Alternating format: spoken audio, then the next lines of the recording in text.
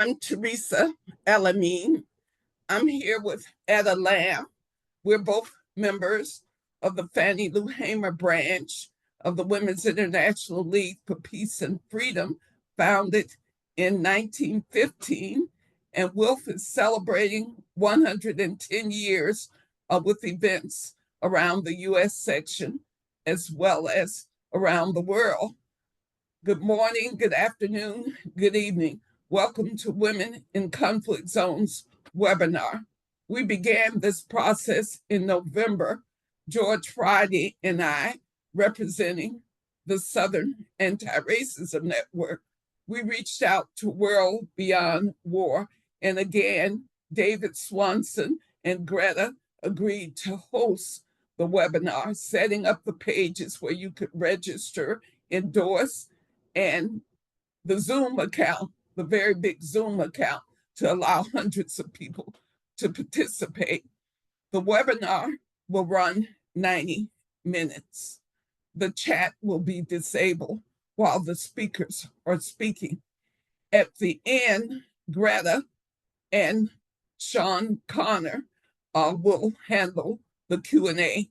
The webinar is sponsored by 5 organizations: Code Pink, Convention for Pan-Africanism and Progress, International Peace Bureau, Southern Anti-Racism Network, and World Beyond War. I understand there are over 30 endorsing organizations and over 500 people have registered. So we expect people to continue to come in to the webinar. George Friday, my sister comrade, a member of WILF as well, and a member of the Southern Anti-Racism Network. I'm board chair. George Friday is board secretary, and George Friday will be handling the order of the speakers. So George Friday, will you please explain how the speakers will be called? Thank you, George. Thank you, Teresa. I will identify countries in alphabetic order if the speaker for that country is here. And each speaker will have 5 minutes. After 3 minutes, I will interject and let you know there are 2 minutes left. And then at 2 minutes, I will also give you an alert that you have 2 minutes left. At the full 5 minutes, I will say complete. And then you will be muted by Greta. Thank you, Greta. And we will go on to the next country. So I will name our first country, and that will be Cameroon. So the speaker for Cameroon, please go. Thank you very much for giving me the floor. And thank you very much for being me here. I'm Cyril Roland de Béchamp. I'm a human rights advocate based in Cameroon in Central Africa. And this conversation is important to me because it's about women's situation in general, but also women's situation in conflict in particular. In Cameroon, the situation of women must be analyzed in the context of terrorism, with the presence of Boko Haram in the northern part of the country. The situation will be also analyzed, in the context of Anglophone crisis in the west region of the country. And finally, the situation of women must be analyzed in the general context of a patriarchal society where the so-called modern or democratic state has failed to protect women's rights. So with the constant threat of Boko Haram and the Anglophone conflict, women seeking safety have found themselves internally displaced. As a result of most of them live and survive in extreme hardship conditions, facing intersection forms of violence as the state fails to implement holistic and sustainable mechanisms to support internally displaced women and girls. In fact, in conflict zone or not, in normal or exceptional situations, women suffer under the big weight of gender-based violence. Gender-based violence in Cameroon is structural, is systemic, and operational. Although Cameroon has ratified the main international and African legal instrument on the rights of women and girls, measures aimed at the effective enjoyment of these rights are very limited or even lacking. We have on one hand a traditional patriarchal society that relegates women to certain roles, justified and support violence, all kinds of violence, sexual, physical, verbal, economic, against women and girls. And in the other hand, we have a modern society that consolidates traditional forms of violence and develop new forms of violence, including using the internet. Also, with an authoritarian political regime and the closure of civic space, women's rights defenders, activists, and feminists are being targeted. Critical voices are silenced. In view of the context we have just described, we believe there are several possible actions. Firstly, the accountability of government with regard to human rights and women's rights activists. In my opinion, is the central issue, how states are getting accountable on human rights generally and on women's rights more particularly. The 2 second, minutes left. the second action is the access to justice. Justice mechanism must be established and to be accessible to women and girls. This mechanism must respond to the needs of women and girls, recognize the status of victims, and provide mechanism for reparation, rehabilitation, and transformation. The other aspect I want to raise is the rule of law, democracy, and human rights. Those aspects must be permanent demand of human rights activists, not only to prevent conflict, but also to protect women's rights and push back authoritarian regime. For us in Cameroon, as in Central African at large, I think the advocacy for the elimination of violence against women and girls is a global work, because this is a problem related to structure, to society, to tradition, to custom, to many, to many parts of the society. So it's a big work, it's a huge work, and I very thank you to bring me in this conversation. Thank you again. Thank you.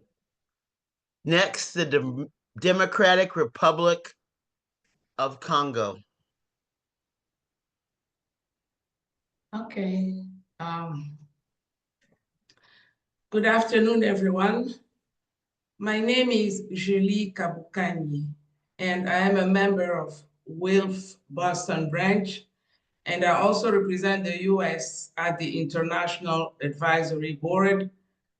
I am the chair of the nominating committee of the U.S. WILF and also a member of the AHR committee. I am honored today to speak about the silent struggles of women and children in the Democratic Republic of Congo, a country rich in mineral resources, yet tragically marked by decades of conflict. The women and children of the DRC have borne the brunt of this crisis, facing violence, displacement, and systemic injustices that have shaped their daily realities. What is the context of the conflict in the DRC? For more than 3 decades, the DRC has been entangled in conflict driven by political instability, ethnic tensions, and competition over natural resources. This ongoing violence, often fueled by external interests in minerals such as cobalt, coltan, and gold, and many, many more, has left millions of Congolese women and children displaced and community devastated. Women and children, as I said, are disproportionately affected. Sexual violence is used as a weapon of war, with thousands of women suffering from assault, trauma, and stigmatization. Armed groups continue to recruit child soldiers, robbing children of their futures and exposing them to unimaginable brutality. Yet, despite these challenges, the women of the DRC are not merely victims. They are leaders, healers, and agents of change. Across conflict zones, women are organizing to rebuild their communities. Mothers are providing for their families in displacement camps. Grassroots organizations are fighting against gender-based violence, and survivors are turning their pain into advocacy. One example is Dr. Denis Mukwege, a Congolese gynecologist and Nobel Prize laureate who has treated thousands of survivors of sexual violence at Penzi Hospital. But beyond medical care, community-led healing initiatives are emerging, with women supporting each other through education, economic empowerment, and trauma recovery programs. What are the challenges that we need to overcome? Despite this effort, systemic issues continue to fuel cycles of violence. One is impunity and lack of justice in the DRC. Many perpetrators of violence against women go unpunished. There is economic dependency. Women lack access to economic opportunities, making them more vulnerable. There is forced displacement. Families are constantly on the move due to conflict, making it difficult to build stable lives. There is a lack of international focus. The crisis in the DRC often receives limited global attention compared to other conflicts. What is the call to action? We are here 2 today minutes left. because we recognize that solidarity and action are needed to change this reality. As the world observed the UN decades for people of African descent from 2025 to 2034, it is crucial that we amplify the voices of Congolese women and children and push for greater international accountability for war crimes and crimes against women. We need to support grassroots women-led initiatives that focus on healing and economic independence. We need to break the link between natural resources and armed conflict.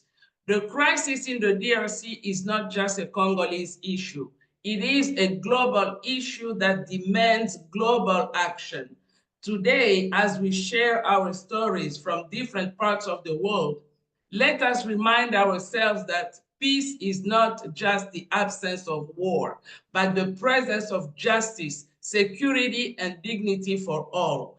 I urge each of you to use your platforms, resources, and influence to support the fight for peace and justice in the DRC and beyond.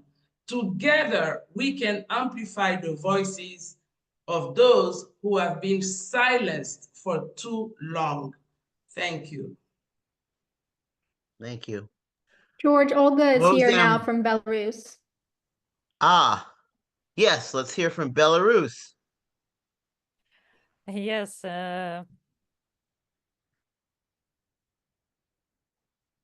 Dear ladies and gentlemen, my name is Olga Karach. I am the head of the Belarusian human rights organization Our House. We are an affiliate member of World Beyond War, War Resisters International, and closely collaborate with the International Peace Bureau. I am also a member of WILF, Women's Peace Organization. As someone from Belarus currently based in Lithuania, I want to draw attention to an often overlooked aspect of this war. the huge but invisible group of women and girls affected by the conflict outside the immediate war zones. While much has been said about women and girls directly in combat zones who are subject to bombing, killings, and war related sexual violence, I would like to focus on another large but invisible group of women and girls, those living in countries impacted by the war but without direct military operations. That includes Belarus, Russia, and Baltic states, but also not occupied parts of Ukraine. The war against Ukraine has not only intensified geopolitical tensions, but has also deepened the ongoing crisis of masculinity in our region. Their romanticization of war and militarism, coupled with the glorification of aggression and control, has cemented an image of militaristic masculinity as the ideal male archetype. This model, rooted in violence and domination, has profound implications for both men and women. Women here are left with the only one socially approved role: to inspire men to take weapons and to go to war to kill other men. If a woman doesn't accept this role, she is stigmatized, gets under attack, and encounters public hate. Another alarming consequence is the normalization of violence. Domestic violence is often downplayed, especially when abusers, former combatants, or political prisoners are seen as heroes by societies. Women in such relationships struggle to speak out due to societal reverence for those men and the stigma around the mental health issues like PTSD. A growing concern in our region is necropolitics, a system where states decide who may live and who must die. This is evident in the treatment of migrant and refugees, women and girls. While Ukrainian refugees often receive some support, women fleeing Belarus, Russia, Syria, Afghanistan, other conflict areas remain vulnerable to exploitation and abuse, even by state institutions. We witness a destruction of grassroots organizations, which are crucial for democracy and human rights here. Around 80% of such organizations in our region are led by women, yes, and their space for activities is shrinking a lot. Women's 2 participation minutes left. reduced to supporting the war effort, such as making candles for soldiers or providing emotional labor for men, while their activism faces repression not only from authoritarian regimes but also within democratic societies. Migrant and refugee women face additional threats, including surveillance by intelligence services like the KGB and FSB, as well as persecution in host countries. Women human rights defenders and peace activists in exile live under constant threats to their lives, safety, health, and threats for their families, which while lacking adequate support and facing the risk of deportation. We must not turn a blind eye to these alarming trends in our region. The suffering of women and girls in the shadow of this war in Ukraine must be recognized. Let's work together to ensure that all women and girls in our region, regardless of nationality or migration status, can live in safety, dignity, and equality. Thank you. Thank you. Mozambique.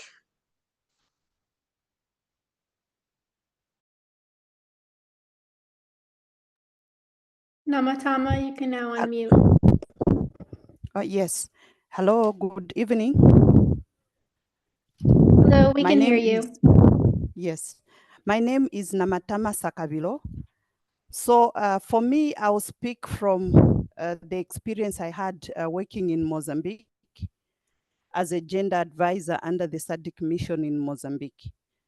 So you may wish to note that the conflict in Mozambique is actually focused on one area. I'm seeing a hand. Okay. Yeah, so it's focused in one province called Cabo Delgado province. And that's where we were operating in as a mission. So my role was as a gender advisor, and that conflict has caused so much humanitarian crisis. In that, you may wish to note that over 1 million people internally displaced within Mozambique due to this conflict, and the majority were women and children. About 80 women and children, and children. Most of them actually living in IDP, although some of them have started returning to their original homes.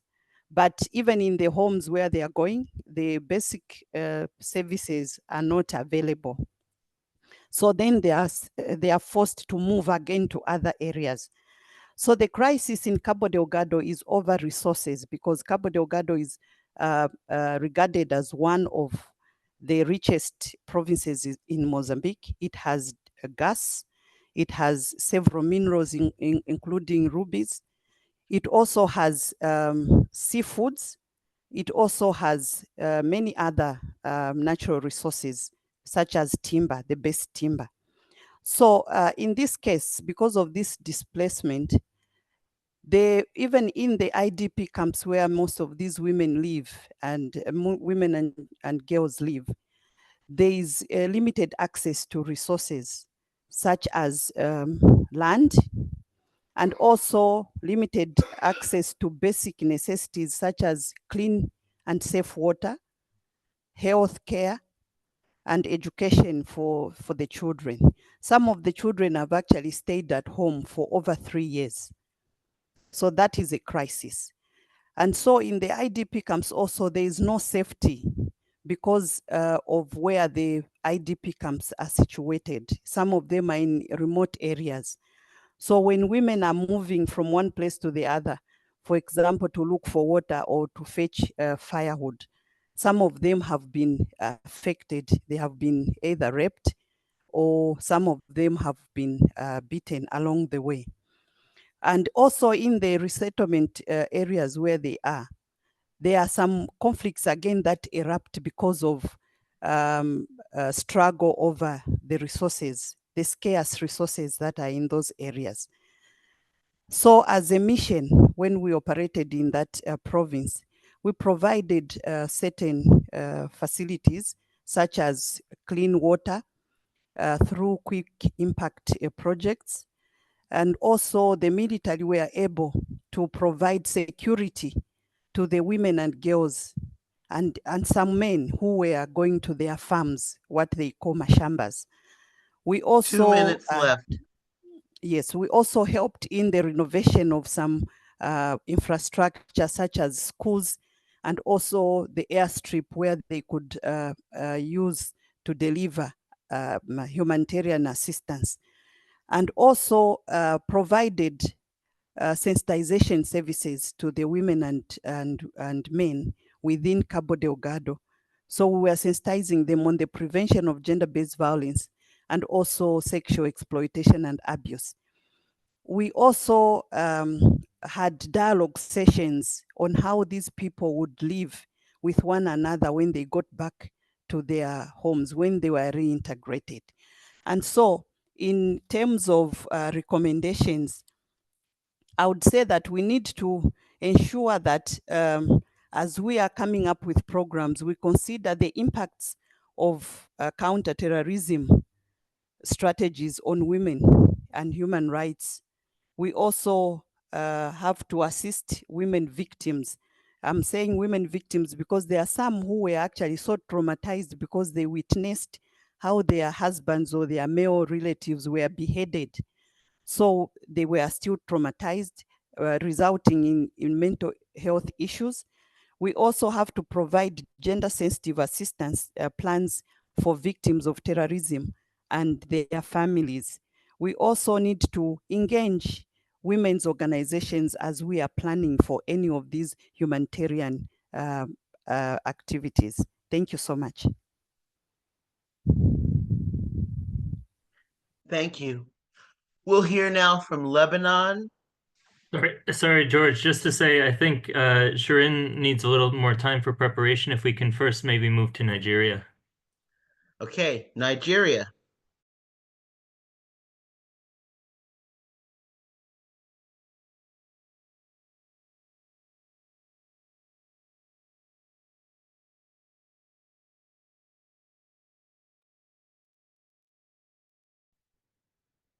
Zulhat, can you unmute?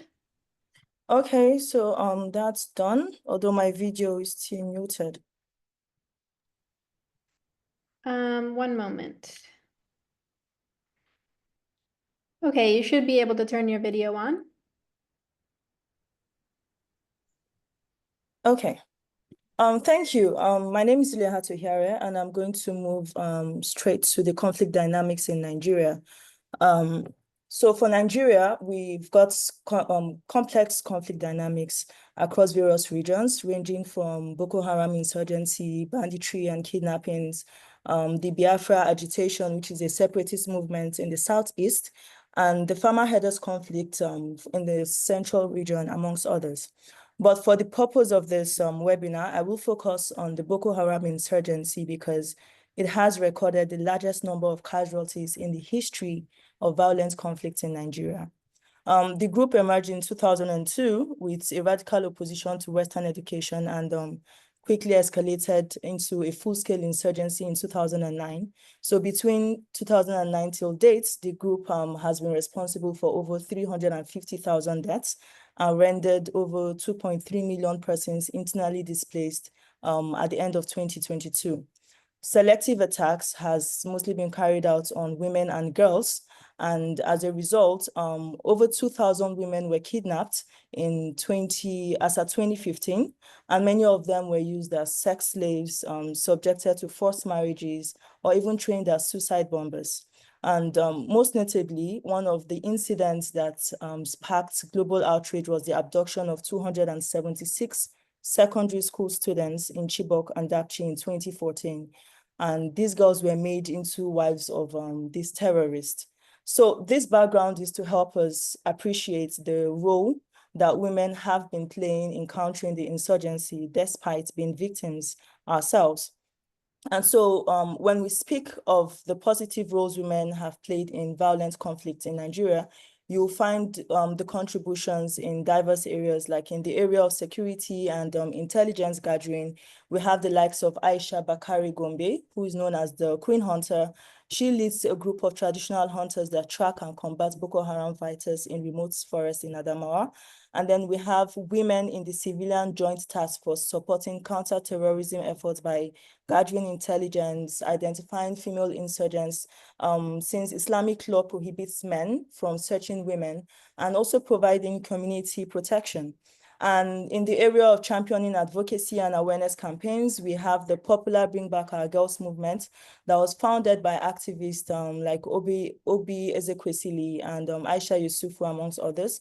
And this movement actually came up as a result of the abducted 276 girls, and it actually helped to apply international pressure on the Nigerian government, leading to the rescue and release of some of these girls and keeping the crisis in global focus. We also have the likes of Fatima Akilu, who is a psychologist and counterterrorism expert, using her foundation to lead de-radicalization programs that is focused on rehabilitating former Boko Haram members and victims through mental health support and trauma healing. We have controversial figures like Aisha Wakil. She is popularly known as Mama Boko Haram, who was instrumental in negotiating the release of abducted girls and persuading young men to defect from Boko Haram. And she also worked with families to prevent radicalization and reintegrate some of these fighters, back 2 minutes left.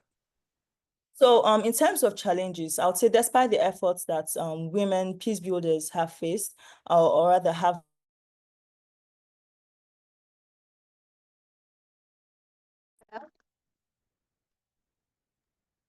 We lost your audio. Are you still there? made in contributing Okay, so women peace builders have faced entrenched societal biases, exclusion from decision-making, security threats, and limited resources. Cultural norms have also undermined our legitimacy, and the weak legal protections we have in the country has left us vulnerable to retaliation. And in addition, women's contribution in quelling these conflicts have barely received adequate acknowledgement. For instance, the Civilian Joint Task Force, no woman has held any leadership position, be it commander or its equivalent. Now, I believe that these multifaceted challenges highlight the urgent need for systematic reforms and targeted support to empower women as pivotal agents of change in conflict-affected regions in this country. And given the drawbacks women face, closing the gap would require stronger legal protections to safeguard women advocates, women in conflict zones, and women in refugee camps. Also, increased funding to sustain initiatives, greater inclusion in decision-making to amplify our voices.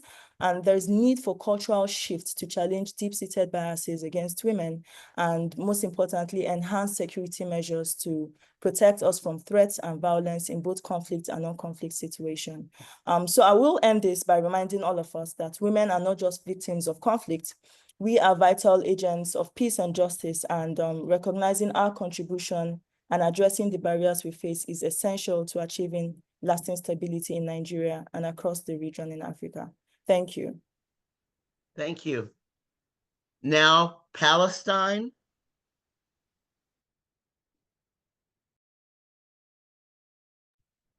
Anan, you can now unmute.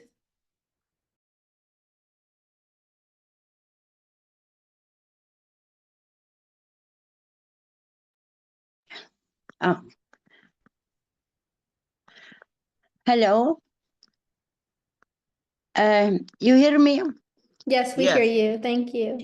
Yes, hello to everybody. Thank you for this important initiative. I'm very sorry that we are meeting now in another genocide. I would like to have 1 minute silence for the martyrs in Gaza and in Palestine and in Lebanon. Genocide. What does it mean to be Palestinian, or to become a Palestinian, or to insist that you want to remain Palestinian and your flesh is torn into pieces of pale color, hung over guillotine? Will you be a bird, insurgent, or a missing master, or master who has missed? How do words can ascribe the genocide, and how the genocide can ascribe my people rivers of blood, home destruction, thousands of martyrs, thousands of dead children, screams, tears of the mothers and the women holding their dead sons with silence, prisoners under threat without treatment, assassination of resistant leaders of the occupation declare that Palestinians have to be dead and to leave their country. Have you ever seen in the history of the mankind something like this?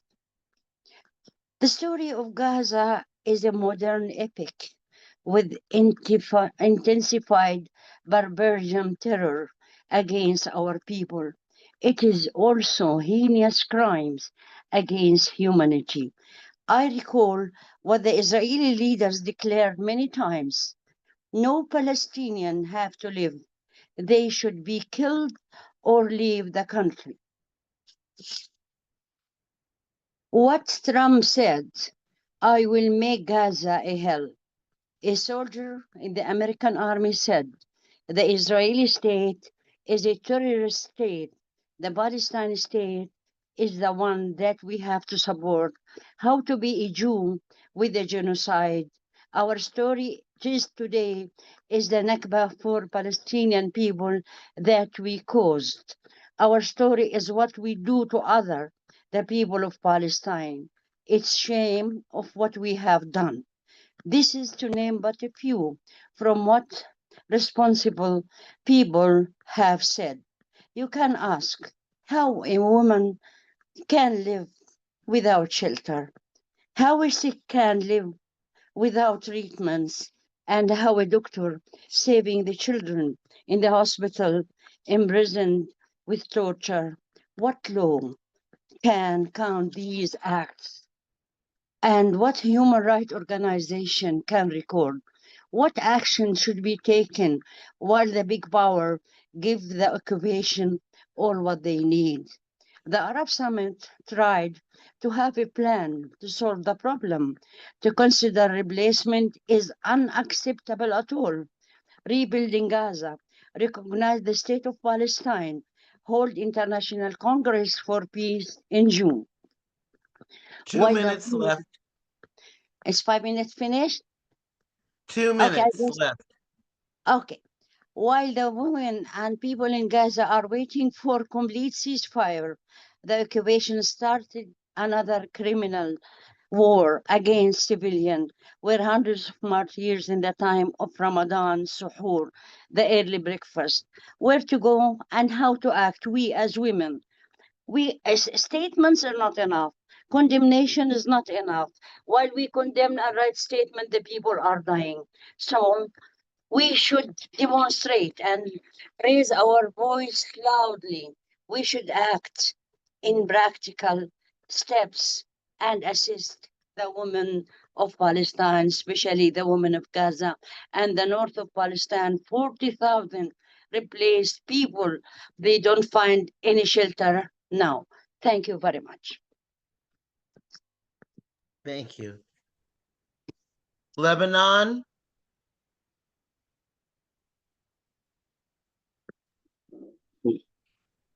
Thank you so much for the invitation.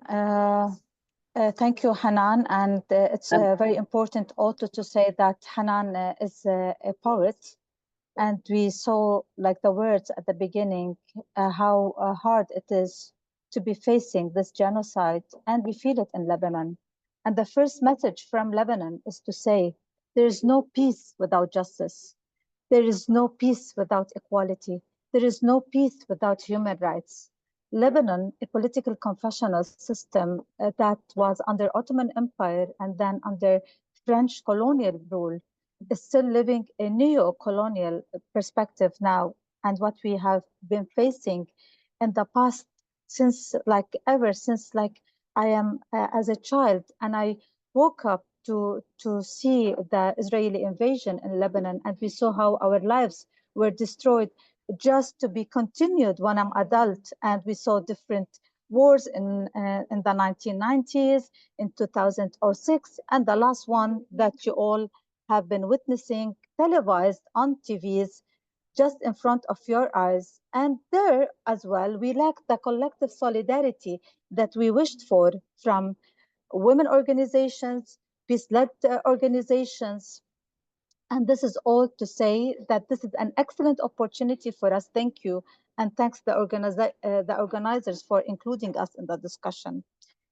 Unfortunately, in Lebanon, what we faced in the past few years is something that no one is able to handle. Definitely, I'm not comparing to the people in Gaza or the Palestinians at large. We have been passing through difficult moments since the Lebanese protest to have a state building approach after the end of the war, the port explosion that happened in Lebanon and its repercussions, the devaluation of the currency, all of this that Lebanon passed through was another thing that we had to pass through, an unprepared people and government to the war that was and the aggression on Lebanon that was done in September 2024. 3,961 people were killed just in 2 months. 16,520 were wounded. And we were talking about numbers of people killed. I would say, although I'm against shedding lights on numbers, because we're talking about lives, we're talking about people, it's just for me like here now to say, what were the methods with those people were killed off and the weapons that were used on us in Lebanon and in Palestine in violations of the Arms Trade Treaty, especially Article 7.4, which says that governments should not send weapons to states for fear of gender-based violence that can be inflicted on us. and still countries were doing that. And we also were calling for the responsibility to protect under the Article 2, which says if the government is unable to protect it, and the international community had the responsibility to protect us, and no one came to our protection, not in Lebanon and not on Palestine. I want to say that in 2006, there was the oil spill, and everybody, we have a General Assembly resolution that calls Israel to pay money for Lebanon and for the contamination of the Mediterranean. But now we're having it since 2006, and still Israel is not abiding by it. We have 2 minutes left. Thank you, George. We had the implications of the usage of weapons that are prohibited internationally, such as the phosphorus weapons, and we have seen how these weapons were also used in the basket, on the food basket of Lebanon, whether in the south of Lebanon or in the Bekaa Valley. I want to say that just in these 2 months of war on Lebanon, we have seen women pregnant who were giving birth to deformed children. We had this as birth statistics in Palestine, but what brought us the attention is how come in just 2 months that deformation of children, like newborn kids, was done. And this is like to say what kind of weapons was used on us, and as with the war, there were lots, like more than 1 million, and displaced people from the south and from the Dahye region and from the Bekaa. In this humanitarian crisis that Lebanon passed through, lots of women were receiving dignity kits. And the message that they have, and maybe this is something that I want to share and end with, how can you distribute dignity kits in a non-dignified places? Women do not need dignity kits. They need countries to stop sending weapons. They need countries also to go on and work for ceasefire. And we need also to do this kind of sending, stopping and making accountability. And for us here in this room, how we can, as a matter of fact, how can we do together this collective solidarity and advocacy to stop such wars from happening, not only in Lebanon and Palestine, but throughout the whole world. Thank you, George. Back to you. Okay. We'll hear from Sudan. Hello, everyone. I hope you can hear me well. My name is Dream, and I'm from Sudan. About 2 years ago, in April 2023, end of April 2023, we fled our house a few weeks after war broke out in the capital city, Khartoum, with very little, thinking that we would be back in 2 weeks or so. We have been unable to go back. Our house was occupied by the RSF militia for a very long time. And the war in Sudan is really very personal because it came to our homes and it violated our privacy, our lives. People are living inside their homes. The city and our homes have become battlegrounds, basically. But I really want to focus on the situation of women. The women of Sudan have a long history when it comes to resisting dictatorships, when it comes to resisting and asking for their freedom, and resisting discriminatory laws, and that hinders their presence in public spaces. And as you've heard, about 6 years ago, we had a revolution, and women were really the backbone of this revolution. So they were the majority of the protesters. They were out on the streets. They were doing so much of the backbone, basically, to the revolutionary infrastructure. And since then, we have been punished for our presence in the revolution. We have been punished through different forms of like sexual harassment and political violence, for state-sponsored political violence and also societal violence in the last few years because of our role in the revolution, because we asked for too much, as they said. So since then, we have been punished. This war is just kind of a continuation of this punishment against women. And this is why the violence, the conflict, conflict-based sexual violence and all kinds of violence against women during this war have been phenomenal. Women have been kidnapped, forced into slave labor, held for ransom. Women have been, kidnapped and basically trafficked to other countries.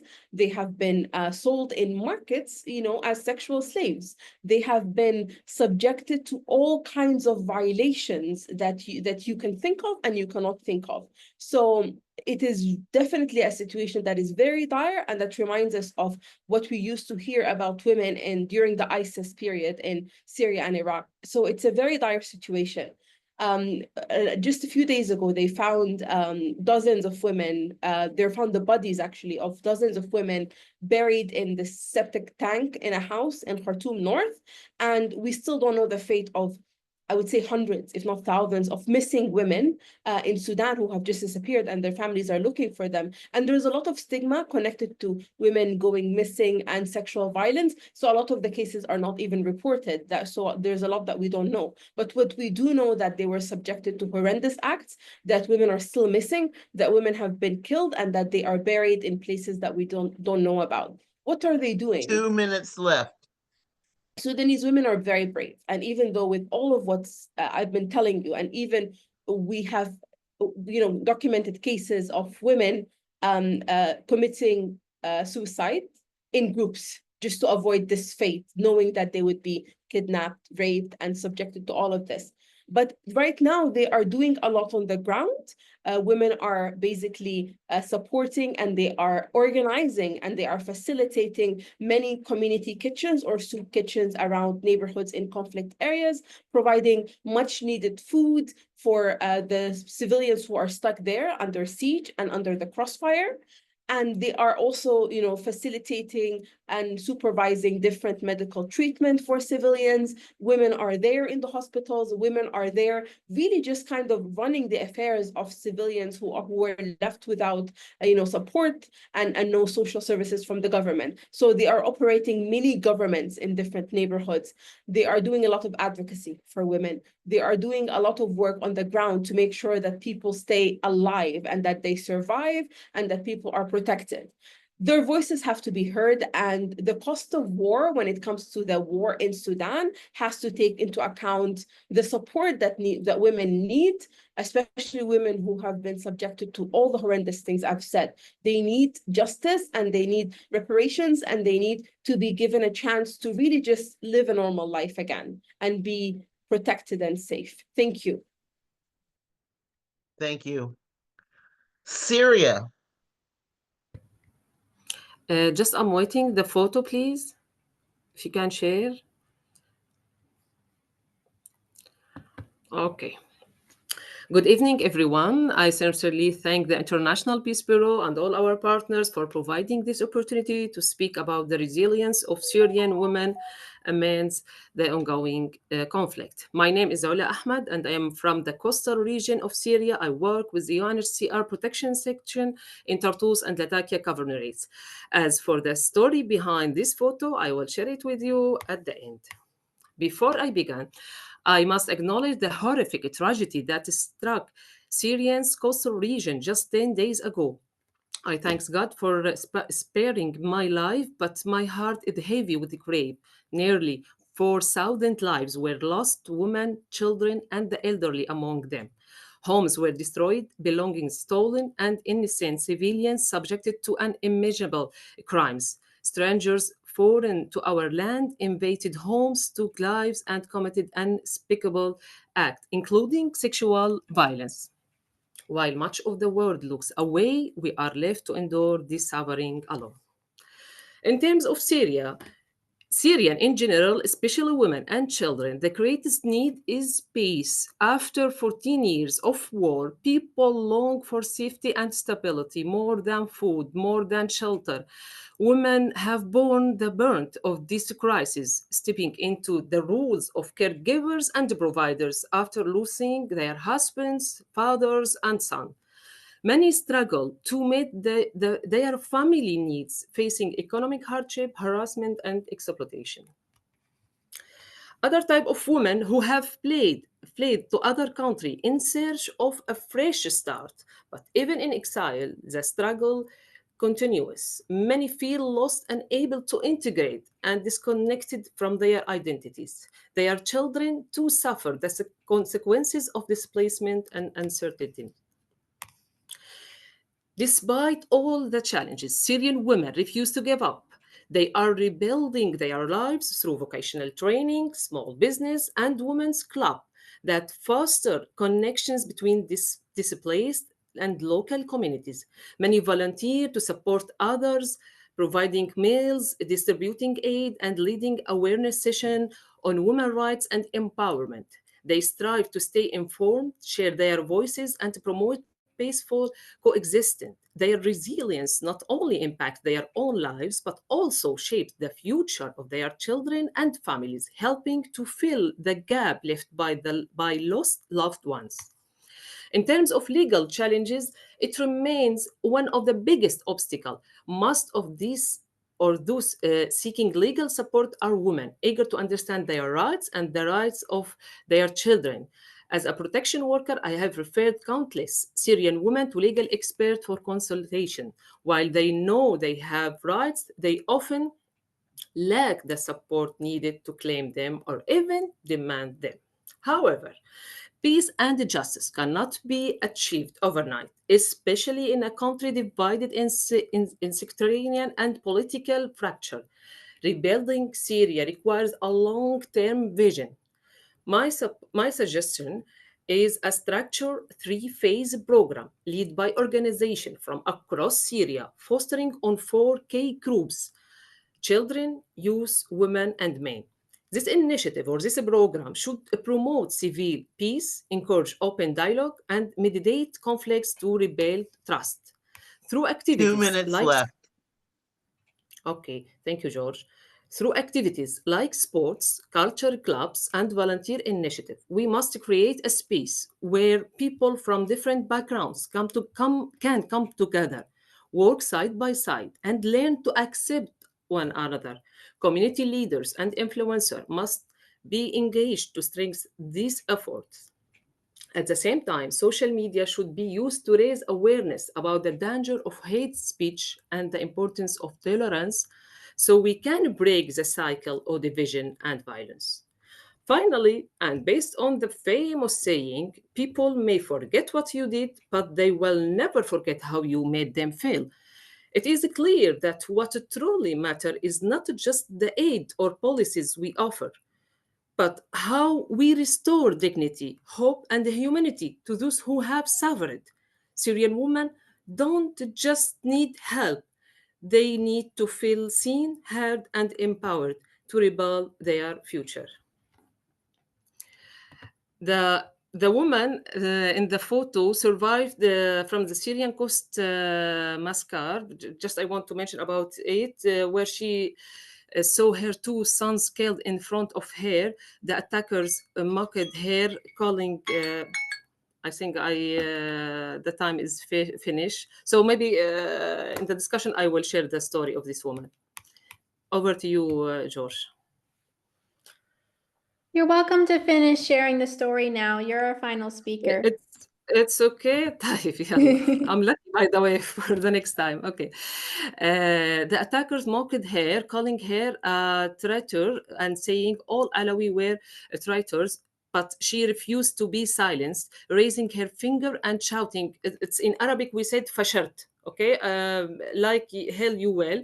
Now she stands as a symbol of strength, showing how Syrian women continue to fight for justice and peace despite their suffering. Over to you. Thank you. Thank you so much. Well, thank you to all of our speakers for sharing your stories. I'm seeing many comments coming in where people are expressing their solidarity and appreciation for all of you for being here.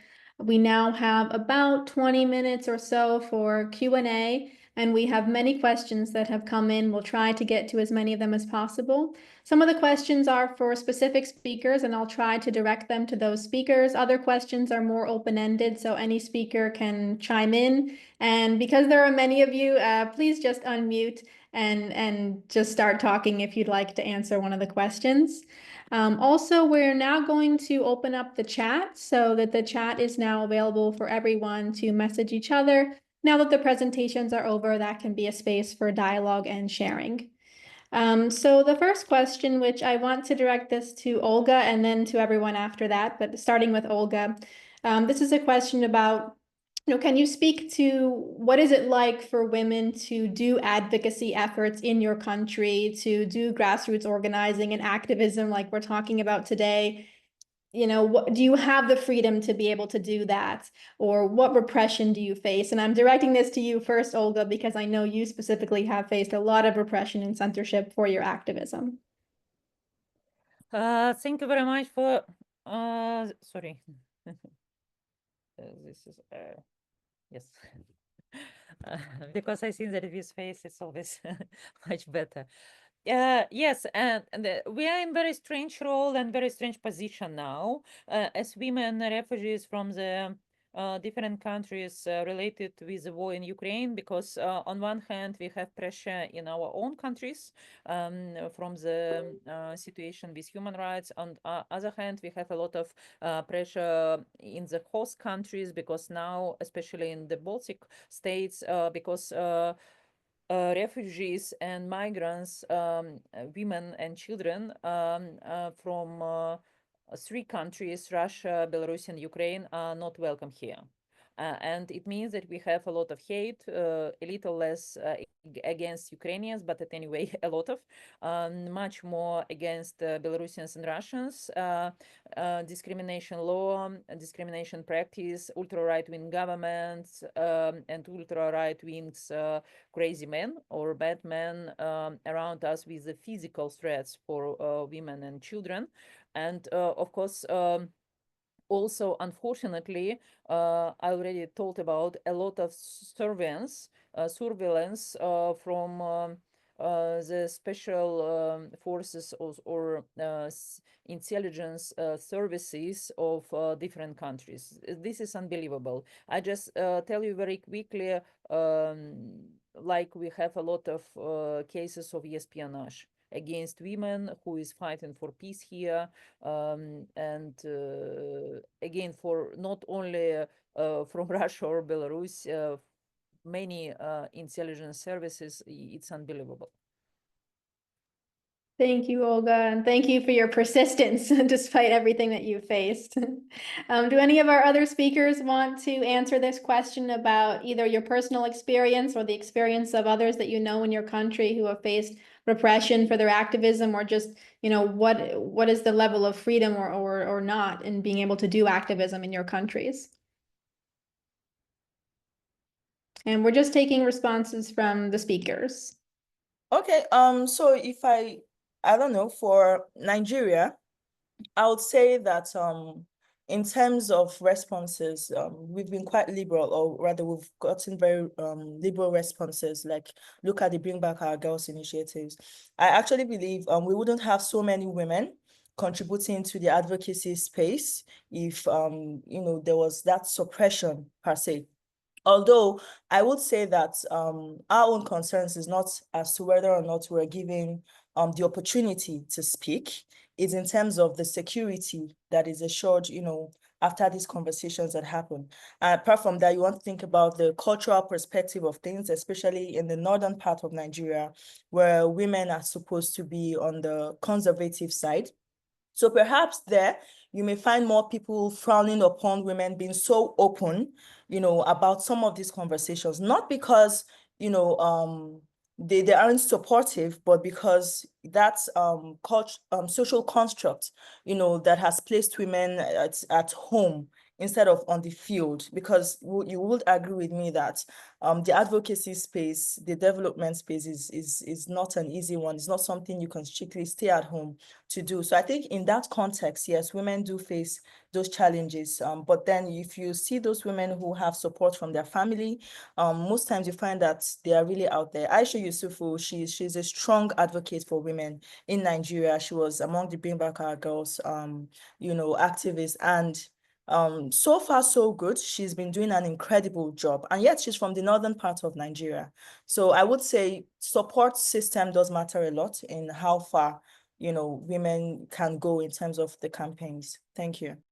Thank you. And then we'll hear from Cyril and then Reem. Thank you very much.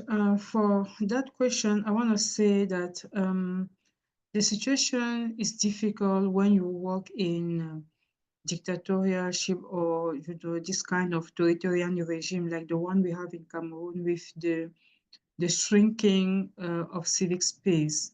So as activists and women rights human rights organizations, what we face is restrictive laws because, even if state has ratified, those international texts, but there's no real domestication of this provision.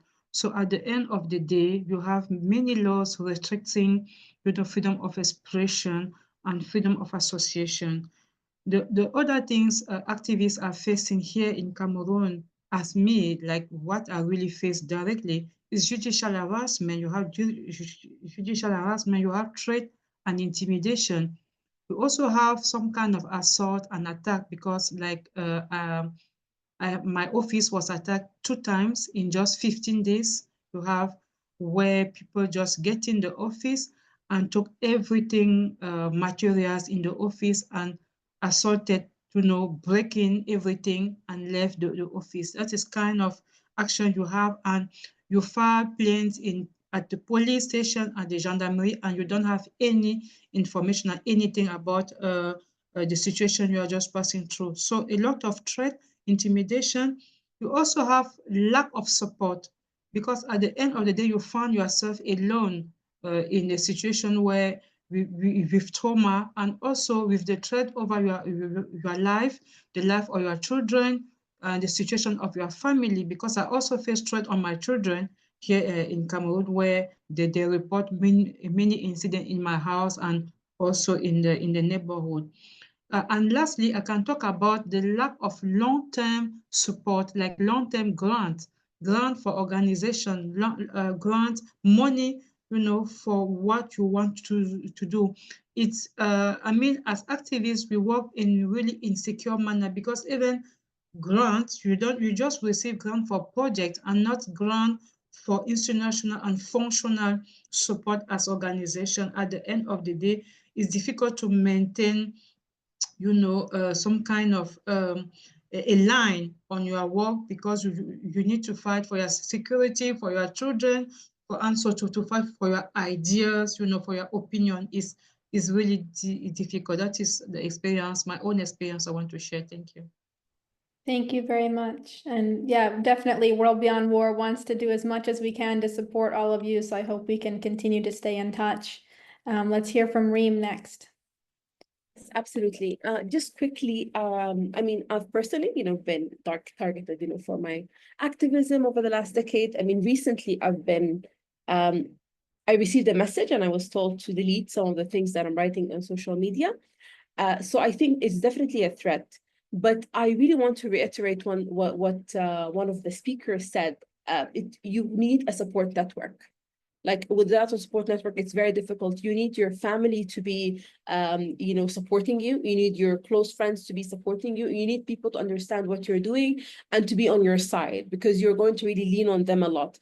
And if you don't have a support network, and I've seen this in Sudan a lot, we don't have a lot of women in public spaces, in activist spaces, as politicians. Why? Because if their families are kind of, like refusing to let them leave, and if they're worried about them, sometimes they don't really let them leave and go to seminars or public talks, and they don't give them as much freedom as they can. So they end up just quitting politics and activism. So if you don't have the support system, you cannot basically continue to function. Thank you.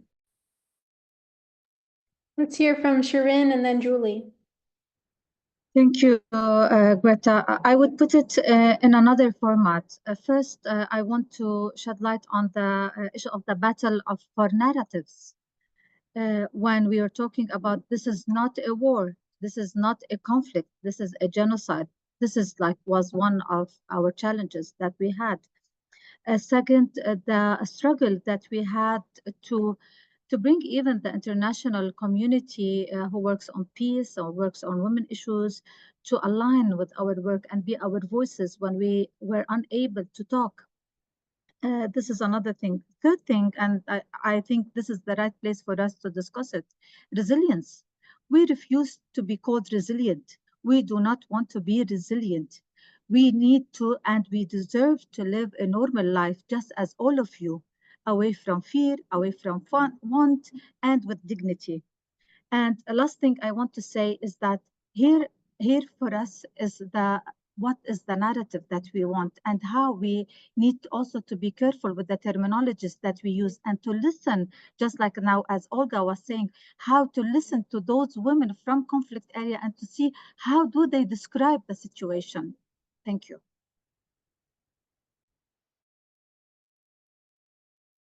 Thank you, Julie.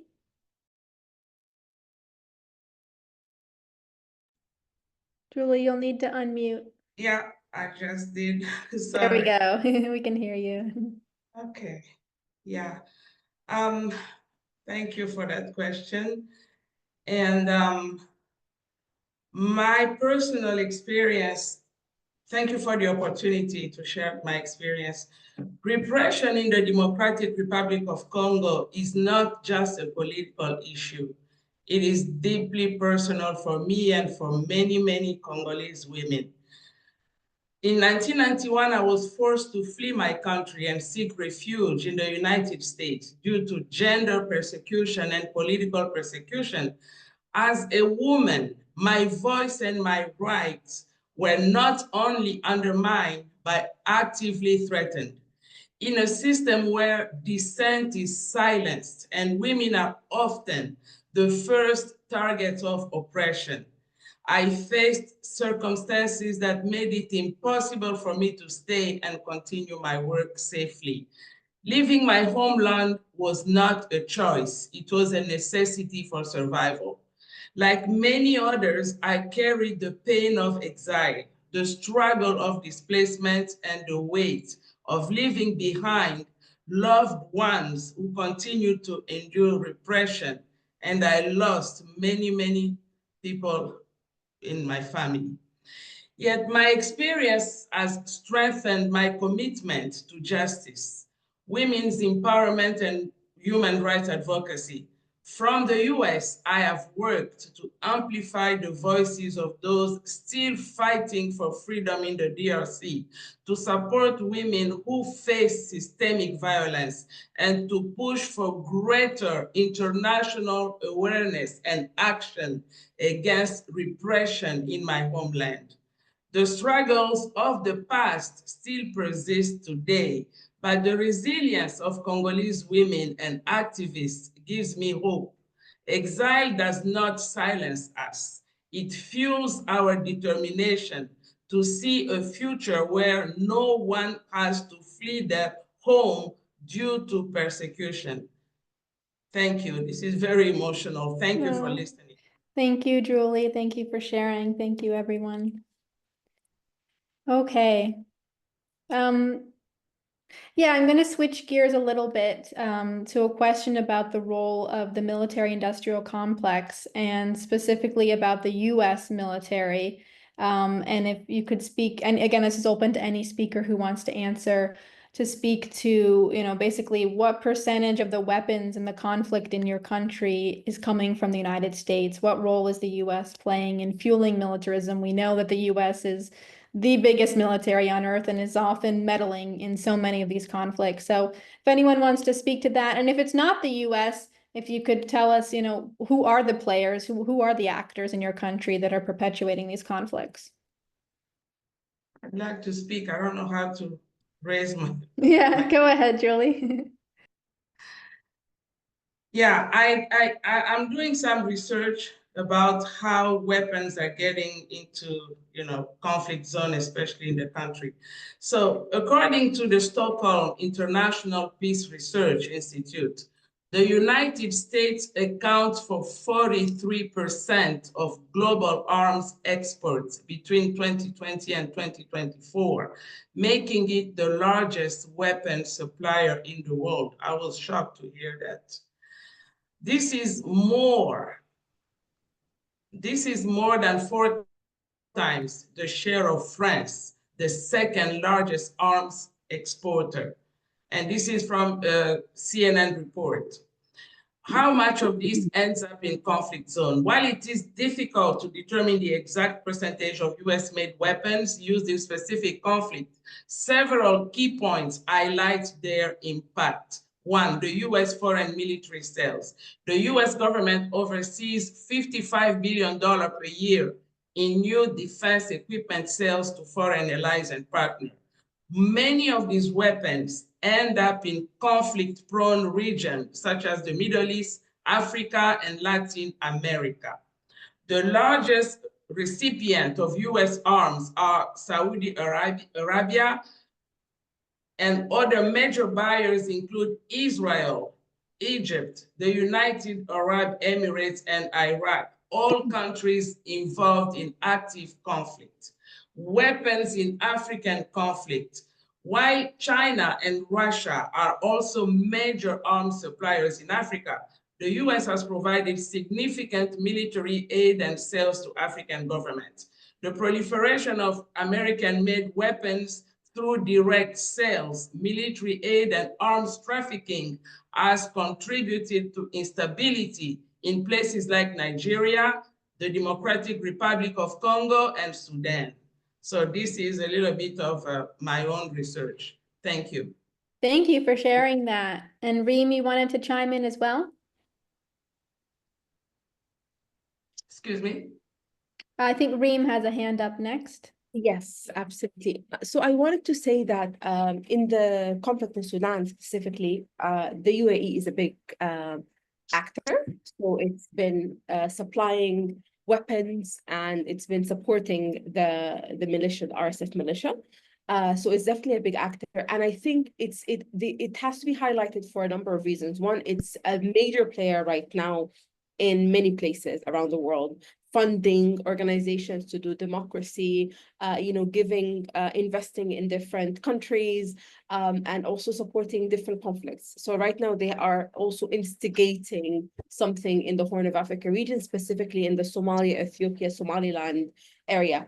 And I think also the other challenge is that the US has actually exported their diplomatic work in the region to the UAE and Saudi Arabia, but mostly the UAE. So the UAE right now is acting as kind of America's, middleman in the region. So doing a lot of diplomacy in their behalf. And this is quite dangerous because they have been a spoiler in Sudan and in many conflicts, in Yemen, in Libya. We have seen their role over the past decade or so. So this is something that I really wanted to highlight. Thank you. Thank you. Shirin? Thank you. Just in brief, I would say vetoing a ceasefire is another form of sending weapons. So this is one. Second, I would not say, I'm not doing the calculations who is sending weapons the most. It varies on the kind of weapons that are being used. And it's very important to us when we talk about armament to recognize that there is no one bomb or like ammunition that comes from one country. Like the F-35, it includes several countries to be sent to different regions.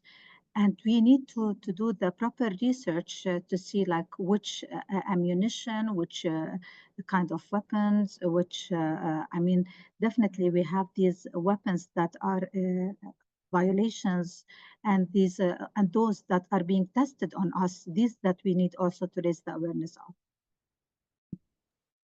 Thank you, definitely. And my colleague Rachel, who's on the call now, has been doing a lot of that kind of research in Canada, specifically in the role that Canada plays in providing various parts for the F-35. So Rachel, maybe you can put a link in the chat to that work. So I'd like to chime in a bit, oh, yeah, but I don't go ahead. hands up. I can't seem to find the button here. So in terms of the parties to the conflict, I think there's one particular area I would like to raise, and that's because it was something that became a big, national issue at some point in the country, and that was the role that even some non-governmental organizations played in escalating this conflict. So at some point there was there was this, what would I call it? So you have international organizations coming to the country, especially Maiduguri and the northeastern part where the Boko Haram insurgency is more prevalent, and you have them coming to rent offices for up to 10, 20 years. And then what does it tell you? That there are, when you see organizations come to rent, to stay for that long in a conflict zone, it means they either believe that that conflict is not going to end anytime soon, or there are other plays to it, because even recently there's been conversations around organizations actually funding some of these terrorist groups, and that has caused a serious scrutiny on some international and national organizations as well, non-governmental organizations within the conflict zones. And this somewhere somehow has actually even affected the impact that they could have, because you have raised eyebrows now when people come in and say, oh, we're coming to give aid and we're coming to do this and we're coming to do that. Notwithstanding, for some of these conflicts that emerged, for instance, the Islamic group, it started first as, just that, but then over time, it became a more of a resource-based conflict. You have border, so when we now talk about the parties, it now goes beyond just the state and the insurgent groups. You now have other interested parties, in the context of those resources that are available in some of these regions. For instance, in states like Zamfara, there is actually a very hot zone right now, a red zone. It's actually mostly resource-based at this point, because you have gold there and also in other areas. So sometimes these conflicts, even when there are other groups now occupying a particular area, they come under the guise of the same Boko Haram insurgency that everyone else knows, to create that instability in that area, make it inhabitable for people and all of that. So I think I just want to chip in on that note. Thank you. Thank you. And Ula. Yes, actually, in Syria, weapons have been supplied to different parties during the Syrian conflict, and that's was happening through different channels, such as the state, non-state, armed trade, etc. I think, and as you know, all of people know that there are many of parties were fighting in Syria, American, Russian, Iran, Turkish, ISIS, many of parties at that time, previously, for sure, before the fall of regime. So I think the most important question is how we can remove the weapons from the civilian people or from the children. I don't know, because it's very, very dangerous this day on the children.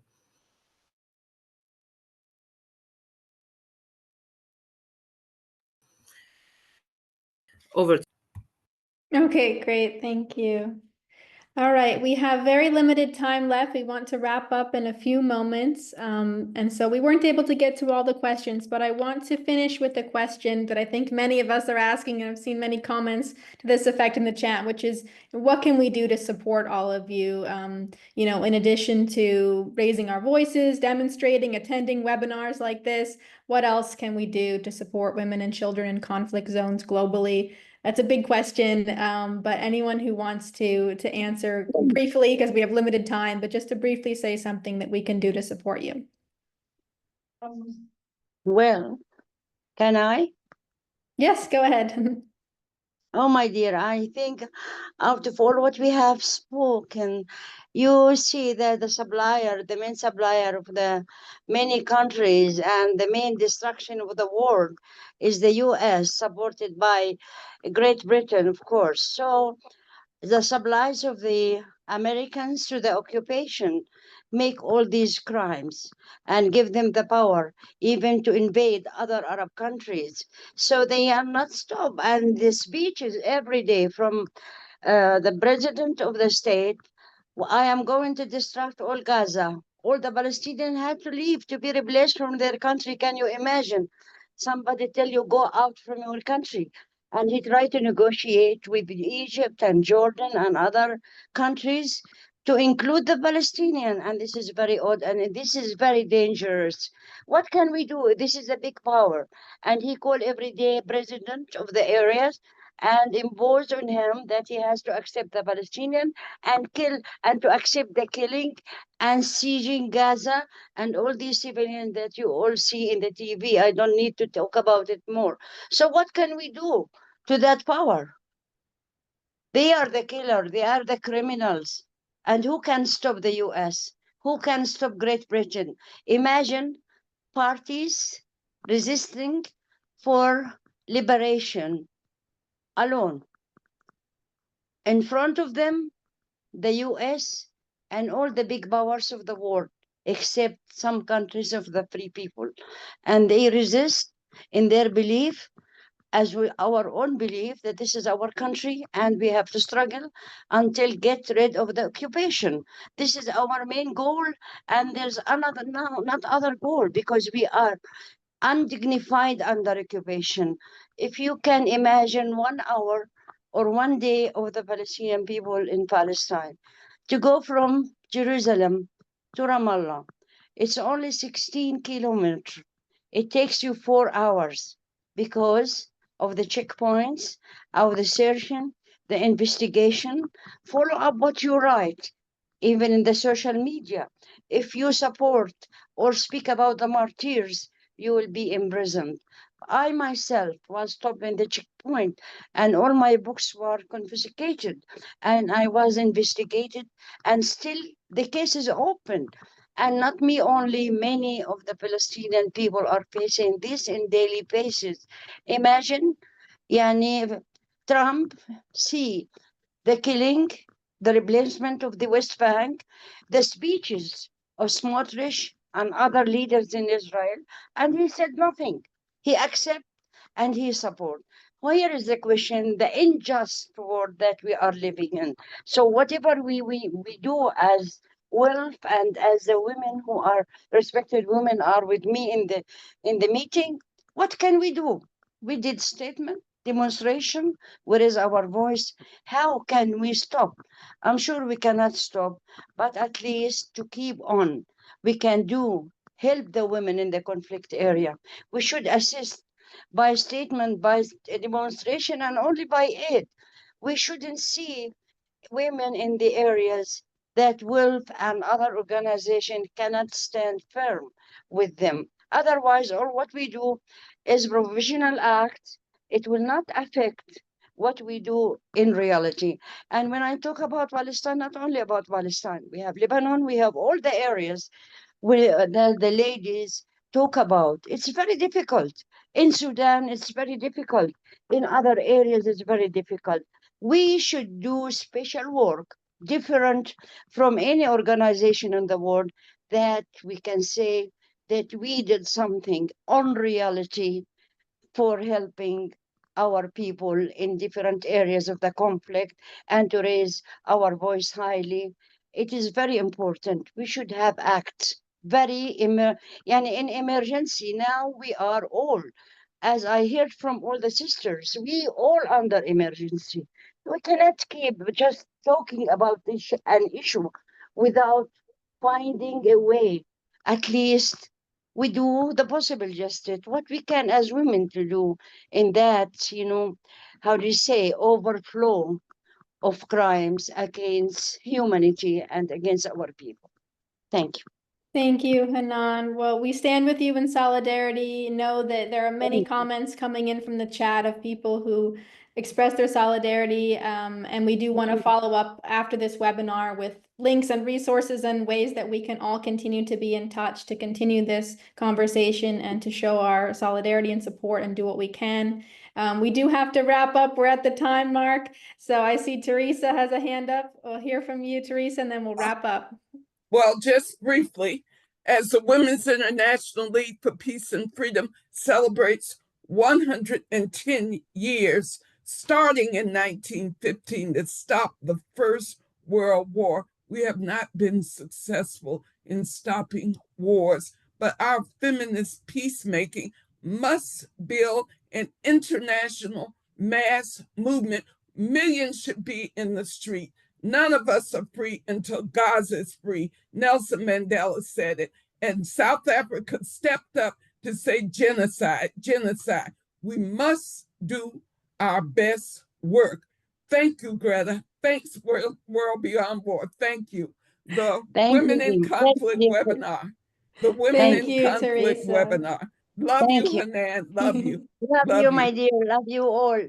Thank you so much. All right, we're going to quickly turn it to Sean from International Peace Bureau, who has been one of our key partners on this webinar. And Sean will provide a few closing remarks. And then after that, we'll just have a closing song that will play as we all conclude and say goodbye. Thank you, Greta, and a huge thank you again to all of the speakers and all of the organizers for today's event. I don't want to put in too many closing words because I think Teresa said it better than I could here, and thank you for that, Teresa. Just to say that, this webinar is not the end of this work that we will do together. There are many great suggestions in the chat for next steps we'll take, and I think we'll all be meeting to continue to develop how we can work together to support the women leaders working for peace around the world, those we've had with us and others maybe we didn't have today, but that we hope to have certainly moving forward. And that together, we've seen about 200 people on this call, speakers from all different corners of the world. And I think that shows just how great, large, and growing our movement is for a feminist peace and feminist leadership for peace. So just a huge thank you one more time to everyone, all the organizers, all of the participants, all of the speakers, and to say that we move forward together for a more peaceful and just world. Thank you. Thank you.